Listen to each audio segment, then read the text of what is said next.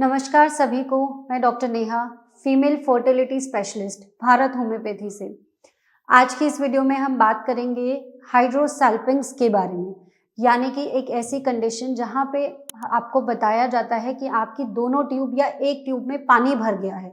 सूजन इतनी ज़्यादा हो गई है कि अब वहाँ पानी भरने लगा है। ऐसी समस्या को हाइड्रोसल्फिंग्स कहा जाता है और ये अधिकतर कुछ कॉमन कारण की वजह से होती है, जैसे कि इंडिया में ज़्यादातर केसेस हाइड्रोसल्फिंग्स टीबी के केसेस में होते हैं, यानी कि आपको जेनाइटल टीबी है तो हो सकता है आपको आगे चल के अगर वो इन्फेक्शन ठीक नहीं हुआ, कॉम्प्लिकेट कर गया, तो आपको हाइड्रोसल्फिंग्स हो सकता है।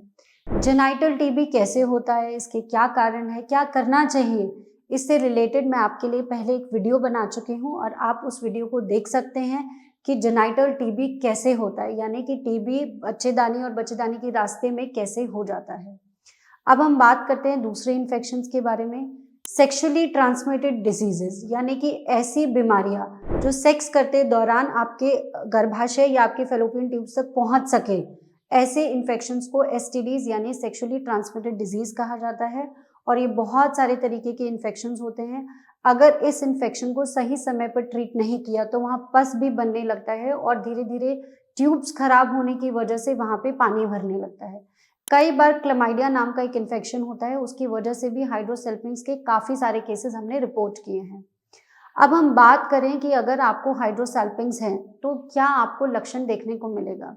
हाइड्रोसल्फिंग्स जैसे केसेस में एक महिला को अपनी कंडीशन के बारे में तभी पता चलता है जब वो कंसीव यानी कि माँ बनने की कोशिश कर रही है और कई महीने हो गए, साल हो गया और फीमेल माँ नहीं बन पा रही है, और जब वो जांच कराने गई तो उसको पता लगा कि हाइड्रोसल्फिंग्स है।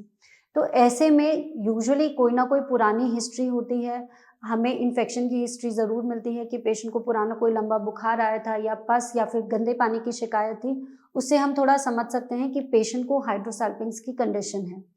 अगर आप इसको अनट्रीटेड छोड़ दें, यानी कि इसका सही समय पर सही इलाज ना लें, तो ये कंडीशन काफ़ी खराब हो सकती है और इससे आपकी ट्यूब पूरी तरह डैमेज हो सकती है।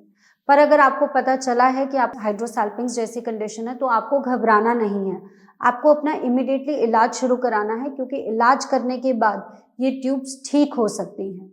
अगर मैं अपने एक्सपीरियंस से बात करूं तो कई बार ऐसे होता है कि महिला हमारे पास आती है और वो बहुत डरी हुई होती है कि डॉक्टर ने बोला है कि अब तो ट्यूब काट के निकालना पड़ेगा और अब शायद मेरे बाप माँ बनने के कोई चांसेस ही नहीं है।